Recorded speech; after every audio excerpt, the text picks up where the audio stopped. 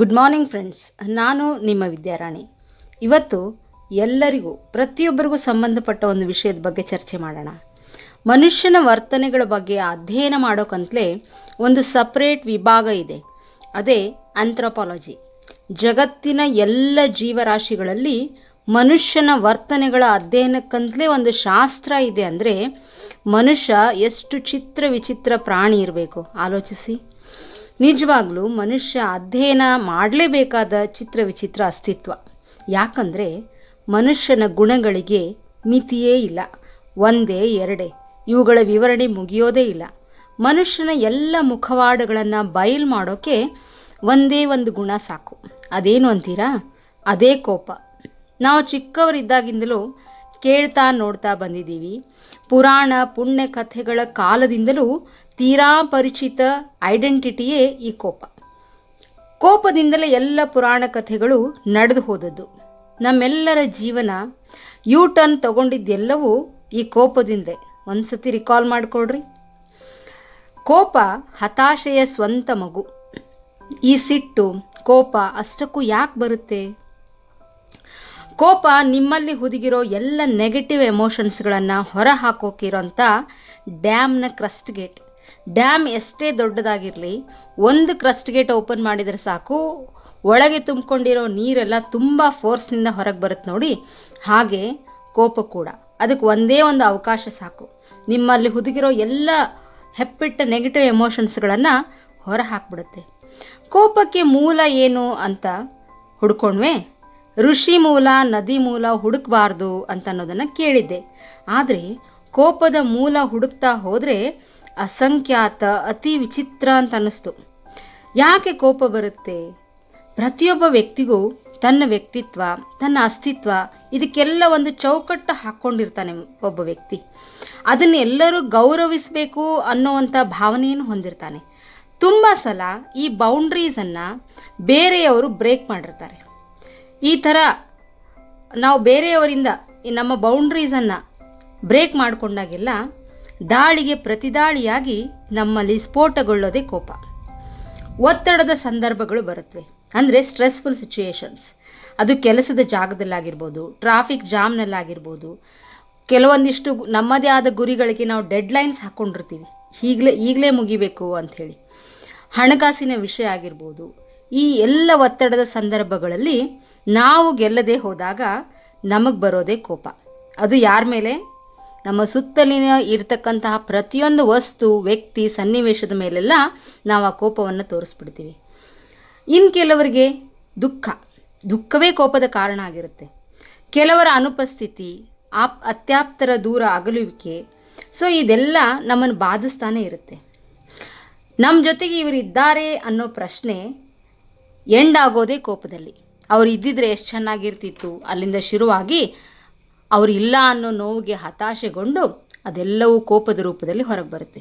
ಇನ್ನು ಖಿನ್ನತೆ. ಬೇಕು ಅನಿಸಿದ್ದೆಲ್ಲ ಸಿಗದೇ ಇದ್ದಾಗ ಅನುಭವಿಸೋ ನೋವೇ ಈ ಖಿನ್ನತೆ. ಎಷ್ಟೋ ಬಾರಿ ನಾವು ಅಂದ್ಕೊಂಡಿದ್ದಾಗಿರಲ್ಲ, ನಾವು ಬಯಸಿದ ನಮಗೆ ಸಿಕ್ಕಿರಲ್ಲ. ಆಗೆಲ್ಲ ನಾನು ಸೋತು ಹೋದ್ನ, ನನಗಾಗೆ ಈ ಸೋಲು ಕಾದಿತ್ತ ಅಂತ ಅನ್ನಿಸಿ ನಾವು ರೇಸ್ನಲ್ಲಿ ಭಾಗವಹಿಸೋದನ್ನೇ ಬಿಟ್ಬಿಡ್ತೀವಿ. ಆಗೆಲ್ಲ ಖಿನ್ನತೆಗೊಳಗಾಗಿ ನನ್ನ ಒಂದು ಈ ಪರಿಸ್ಥಿತಿಗೆ ಕಾರಣ ಯಾರ್ಯಾರು ಅಂತ ಕಾರಣ ಹುಡುಕ್ತಾ ಹೊರಟ್ಬಿಡ್ತೀವಿ. ಅದು ಕೋಪವಾಗಿ ಪರಿವರ್ತನೆಗೊಳ್ಳುತ್ತೆ ಫ್ರೆಂಡ್ಸ್. ನಾವು ತಲುಪಬೇಕು ಅನ್ನೋ ಗುರಿ ತಲುಪದೇ ಇದ್ದಾಗ ನಮ್ಮ ವೇಗಕ್ಕೆ ಇನ್ಯಾರೋ ಗೊತ್ತಿದ್ದೇನೋ ಅಡ್ಡ ಆಗಿರ್ತಾರೆ. ಹಲವಾರು ಸಿಚುವೇಶನ್ಸ್ಗಳು ಬ್ರೇಕ್ ಆಗಿ ಬಂದಿರುತ್ತವೆ. ಅಂಥ ಎಲ್ಲ ಸಿಚುವೇಶನ್ಸ್ಗಳ ಮೇಲೆ ನಾವು ಕೋಪ ತೋರಿಸೋದಕ್ಕೆ ಶುರು ಮಾಡ್ತೀವಿ. ಸೋಲುಗಳು ಎದುರಾದಾಗ, ತಿರಸ್ಕಾರಕ್ಕೆ ಒಳಪಟ್ಟಾಗ ನಾವು ತುಂಬಾ ಮುಜುಗರ ಪಡ್ತೀವಿ. ನಮ್ಮ ಈಗೋಗೆ ತುಂಬಾ ಹರ್ಟ್ ಆಗುತ್ತೆ. ಆಗೆಲ್ಲ ನಾವು ಕೋಪವನ್ನು ಪ್ರದರ್ಶನ ಮಾಡ್ತೀವಿ. ಕೋಪ ಪ್ರದರ್ಶನ ಒಂಥರದಲ್ಲಿ ನಮ್ಮ ಅಹಂನ ರಕ್ಷಾ ಕವಚದ ಹಾಗೆ. ನಮ್ಮ ಅಹಮ್ಗೆ ಎಲ್ಲಿ ಪೆಟ್ಟು ಬೀಳುತ್ತೋ ಆಗ ನಾವು ಕೋಪಗೊಂಡು ಆ ಪೆಟ್ಟನ್ನು ಅರಗಿಸ್ಕೊಳ್ಳೋದಕ್ಕೆ ಹೋಗ್ತೀವಿ. ಕೋಪಗೊಳ್ಳೋದು ಎಷ್ಟು ಒಂದು ಕೆಟ್ಟದ್ದು ಗೊತ್ತಾ ಫ್ರೆಂಡ್ಸ್? ಕೋಪಗೊಳ್ಳೋದೇನೋ ಸುಲಭ. ಇನ್ನಾರ್ದ ಮೇಲೆ ಹಾರಾಡಿ ಚೀರಾಡಿ ಸಿಟ್ಟನ್ನು ತೋರಿಸಿ ಒಂಥರ ಸಂದರ್ಭಗಳನ್ನು ನಮ್ಮ ಹಿಡಿತಕ್ಕೆ ತಗೊಳ್ಳೋ ಪ್ರಯತ್ನವನ್ನು ನಾವು ಮಾಡ್ತೀವಿ ನಿಜ. ಆದರೆ ಅದರಿಂದ ಹೃದಯ ಸಂಬಂಧಿ ಕಾಯಿಲೆಗಳು, cardiovascular diseases, sugar, psychological problems, ಈ ಥರದ ಎಲ್ಲ ಆರೋಗ್ಯ ಸಮಸ್ಯೆಗಳು ನಮ್ಮನ್ನು ಬಾಧಿಸೋದಕ್ಕೆ ಶುರು ಮಾಡುತ್ತೆ. ಕೋಪ ಇಷ್ಟೆಲ್ಲ ನಮ್ಮ ಬದುಕಿಗೆ ಹಾನಿಕರ ಅಂತ ಗೊತ್ತಿದ್ದು ನಾವು ಕೋಪ ಬಿಟ್ಟಿದ್ದೀವಾ? ಕೋಪ ಬಿಟ್ಟು ಬದುಕೋಕೆ ಸಾಧ್ಯನಾ? ಇದು $1,000,000 ಪ್ರಶ್ನೆನೇ ಸರಿ. ಹಾಗಾದರೆ ಕೋಪವನ್ನು ಗೆಲ್ಲೋದು ಹೇಗೆ? ಕೋಪ ಬಿಟ್ಟರೆ ಏನಾಗಬಹುದು ಅಂತ ಒಮ್ಮೆ ಆದರೂ ಆಲೋಚನೆ ಮಾಡಿದ್ದೀರಾ? ನಿಜ ಫ್ರೆಂಡ್ಸ್, ಕೋಪವೊಂದನ್ನು ಬಿಟ್ಟುಬಿಟ್ರೆ ಬದುಕಿನ 99% ಸಮಸ್ಯೆಗಳು ತಾವಾಗಿ ನಿವಾರಣೆ ಆಗಿಬಿಡುತ್ತವೆ.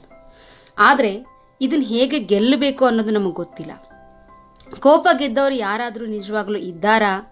ಖಂಡಿತ ಇದ್ದಾರೆ, ನೂರಾರು ಜನ. ಫಾರ್ ಎಕ್ಸಾಂಪಲ್, ಬುದ್ಧ ಭಗವಾನರು, ಮಹಾವೀರರು, ರಮಣ ಮಹರ್ಷಿಗಳು, ಜೀಸಸ್, ಸಂತ ಕಬೀರರು, ಈಗಲೂ ಇವರೆಲ್ಲರ ಅಸ್ತಿತ್ವ ನಮ್ಮ ಜೊತೆಯಲ್ಲಿಯೇ ಇದೆ ಅಂತ ನಮಗೆ ಭಾಸ ಆಗುತ್ತಲ್ವೇ?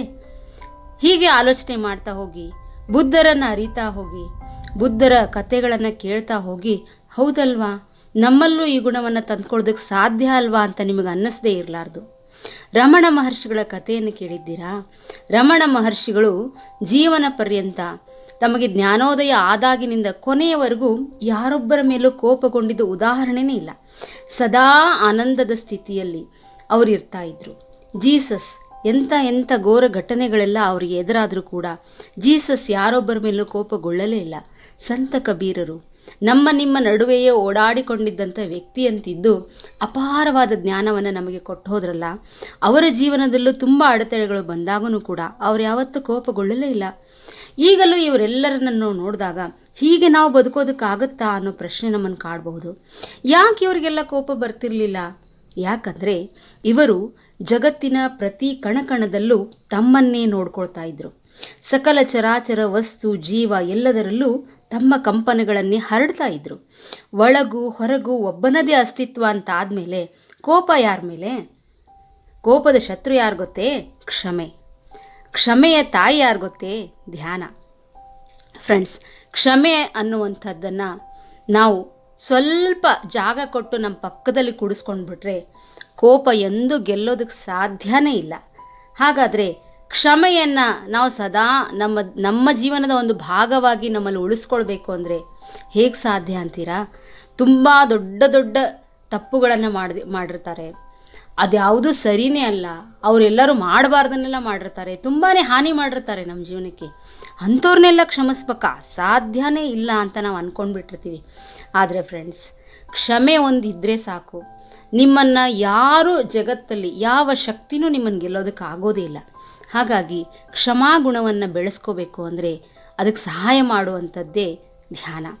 ಪ್ರತಿನಿತ್ಯ ಧ್ಯಾನ ಮಾಡೋದ್ರಿಂದ ನಮ್ಮಲ್ಲಿ ಅನಗತ್ಯವಾಗಿ ನಮ್ಮನ್ನು ಟ್ರಿಗರ್ ಮಾಡುವಂತಹ ವಿಷಯಗಳು ಪದೇ ನೆನಪಾಗೋದು ತಪ್ಪುತ್ತೆ.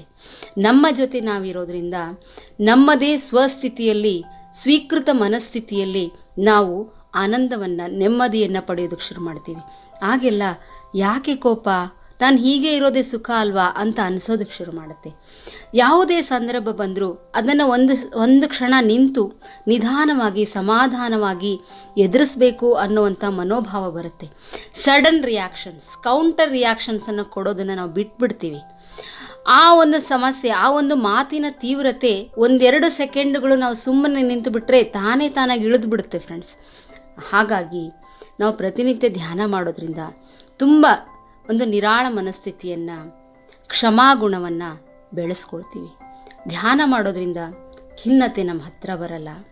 ಗುರಿ ತಲುಪೋದಕ್ಕೆ ನಾವು ಮಾಡಿರೋ ಪ್ರಯತ್ನದಲ್ಲೆಲ್ಲೋ ತಪ್ಪಿರಬಹುದಲ್ಲ, ಇನ್ನೊಂದು ಬಾರಿ ಪ್ರಯತ್ನ ಮಾಡೋಣ, ಮತ್ತೊಂದು ದಾರಿಯಲ್ಲಿ ಪ್ರಯತ್ನ ಪಟ್ಟು ನೋಡೋಣ ಅಂತ ಮನಸ್ಸು ನಿಮ್ಮನ್ನು ಸಿದ್ಧಗೊಳಿಸುತ್ತೆ.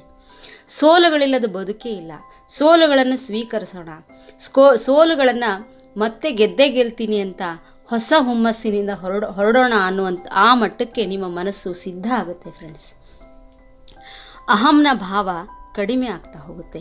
ಅಹಂ ಕಡಿಮೆ ಆದಮೇಲೆ ಕೋಪದ ಅಗತ್ಯತೆಯಲ್ಲಿ ಇರೋದೇ ಇಲ್ಲ. ಅಹಂನ ರಕ್ಷಣೆ ಮಾಡೋಕ್ಕಂತಲೇ ತಾನೇ ಕೋಪ ಪದೇ ಬರೋದು. ಹಾಗಾಗಿ ಅಹಂನ ಕಡಿಮೆ ಮಾಡೋದಕ್ಕೆ ಧ್ಯಾನ ತುಂಬ ಸಹಾಯ ಮಾಡುತ್ತೆ. ಗೊತ್ತಿಲ್ಲದೋ ನಮ್ಮ ಅವಗುಣಗಳು ನಮ್ಮಲ್ಲಿ ಸದಾ ಇರುತ್ತವೆ, ಅವುಗಳು ನಮಗೆ ಮಾತ್ರ ಗೊತ್ತಿರುತ್ತೆ.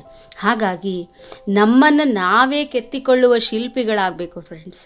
ಹಾಗಾಗಿ ನಾವು ಪ್ರತಿನಿತ್ಯ ಧ್ಯಾನ ಮಾಡೋದರಿಂದ ನಮ್ಮಲ್ಲಿರ್ತಕ್ಕಂತಹ ನಮ್ಮದೇ ಸಣ್ಣ ಸಣ್ಣ ತಪ್ಪುಗಳನ್ನು ತಿದ್ದುಕೊಳ್ಳೋದಕ್ಕೆ ನಮಗೆ ಒಂದು ಸಿದ್ಧತೆ ಸಿಗುತ್ತೆ.